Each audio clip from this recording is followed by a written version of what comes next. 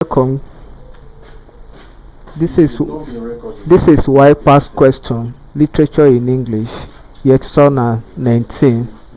Question number 7 says character whose actions are predictable in literary work is dash a round character, b a flat character, c the hero, d the villain. The correct answer here is B, a flat character. A flat character is a character who does not experience any development in any artistic work of art. Therefore, his actions or roles can be predicted in any work of art. Thank you and God bless you.